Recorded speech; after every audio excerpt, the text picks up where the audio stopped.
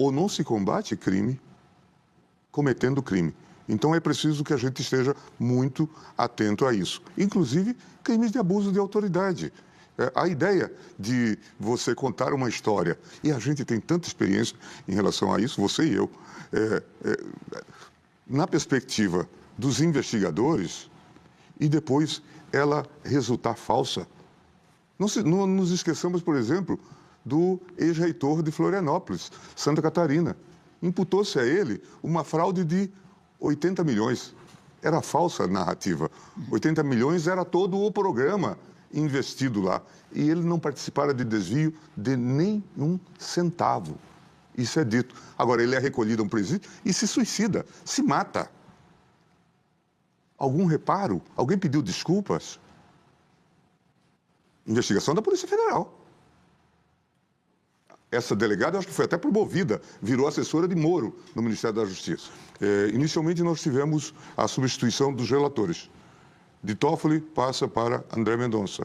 E, em seguida, o ministro André libera uma ordem que havia sido dada pelo então relator, no sentido de não permitir que a CPI ou a CPMI fizesse aquela quebra de sigilo.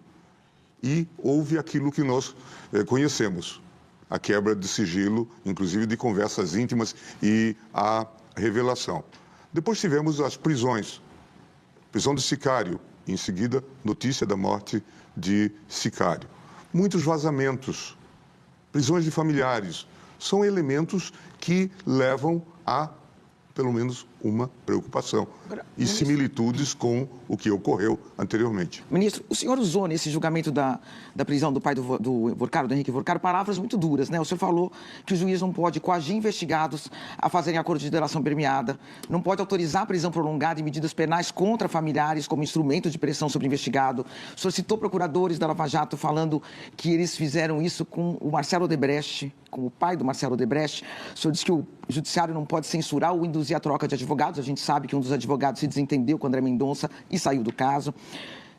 Não pode direcionar a declaração de delatores. O senhor estava no ambiente do tribunal e todo mundo entendeu como um recado para o André Mendonça. E agora o senhor está aqui com os jornalistas, o senhor pode ficar mais à vontade para dizer para nós e para o público. O senhor acha que o André Mendonça está fazendo tudo isso? Não vou emitir juízo assim, Mônica, sobre isso. É mais uma colaboração de alguém mais antigo no tribunal em relação a tudo que se passa no tribunal.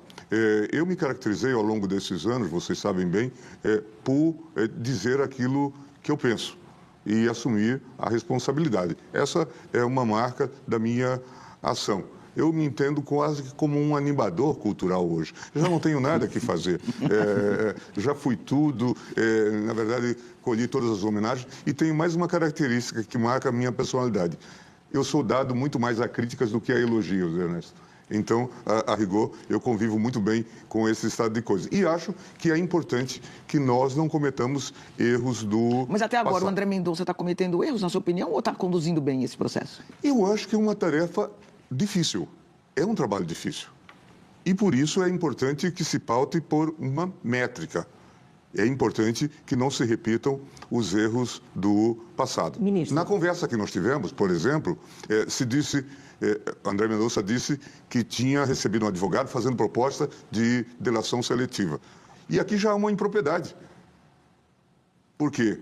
A lei não permite que o relator participe ou o juiz participe da delação. O acordo é entre o Ministério Público ou a Polícia Federal e o delator. Então, aqui já há algo de erro crasso. Se está participando de conversas ou se está expulsando advogados do processo, isso tem algo de errado. Ministro, neste caso, em particular, nesta sessão, o senhor ficou vencido. Mas o inquérito está apenas no início e pode ser que, em alguma situação, o ministro relator fique vencido. A norma recomenda que, neste caso, o ministro relator perca a relatoria, não redija o acórdão. Na Lava Jato, foi possível chegar numa solução de modulação de voto, de maneira que o ministro Fachin não perdesse a relatoria. O senhor, na condição de presidente da segunda turma, como agirá?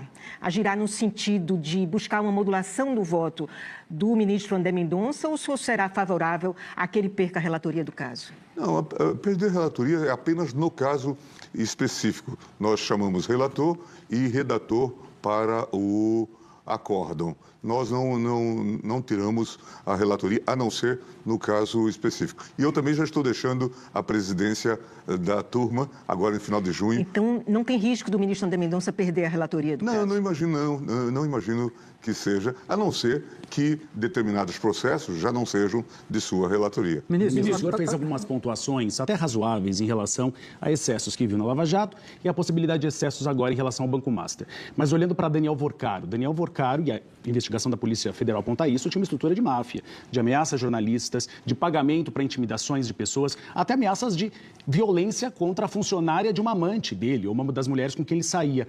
Na opinião do senhor, houve excessos na manutenção da prisão de Daniel Vorcaro? Ele deveria estar respondendo em liberdade?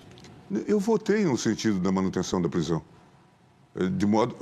fazendo apontamentos de que havia muita generalidade. É claro que se tem que ter muito cuidado, até porque nós estamos diante de um juízo ainda provisório. Nós chamamos isso, na linguagem técnica, nós estamos diante de uma cognição sumária. Tudo isso precisa depois ser desenvolvido. E nós já vimos muitas interceptações telefônicas que foram reveladas, e isso não é um problema só brasileiro. Recentemente isso ocorreu em Portugal e foi causador da demissão de um primeiro-ministro em Portugal, em que você diz que fulano de tal falou alguma coisa e depois houve troca de fita ou interceptação errada. Portanto, a gente tem que ter muito cuidado com essas revelações. Essa é uma outra história para a qual nós precisamos nos aprimorar. Essa história é contada rapidamente pelos investigadores. Ainda ontem, hoje, a Folha de São Paulo publicava, acho que o texto da Ombudsman, chamando a atenção para a apresentação pela investigação da busca e apreensão ou do resultado na casa do senador Jacques Wagner, que ele dizia da ordem em que foi colocado os envelopes ou o pacote de dinheiro, dizendo tudo isto foi armado. É bom que a investigação faça assim ou proceda assim? Ou isso é violador do devido processo legal? Só aproveitando a pergunta rapidinho da Maria Cristina sobre a segunda turma, o Luiz Fux assume na semana que vem. O senhor acredita que há possibilidade de mudança no ritmo das apurações? Não, nada disso. Não haverá. Como não houve nenhuma interceptação ou interposição de medidas na minha presidência. Isso será normal e o relator tem toda a autonomia. Felipe, ministro, por favor. Eu só queria complementar aqui. Boa noite, ministro, primeiramente. Queria só pegar carona aqui na pergunta do Uribe e voltando ao personagem que foi o centro ali do julgamento do qual o senhor participou e foi voto vencido, que foi o pai do Daniel Vorcaro, o Henrique. Ao alertar para todo esse enredo paralelo, vamos dizer assim, o senhor não deixa de lado o centro da questão, que era um personagem que, segundo as investigações da Polícia Federal, insistia em possíveis práticas delitivas já com a operação em andamento?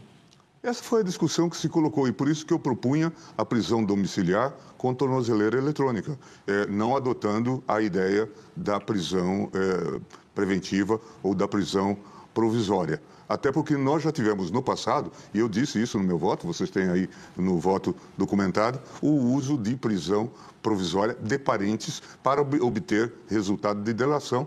E isso, obviamente, não condiz com nada que a gente sabe de devido processo legal.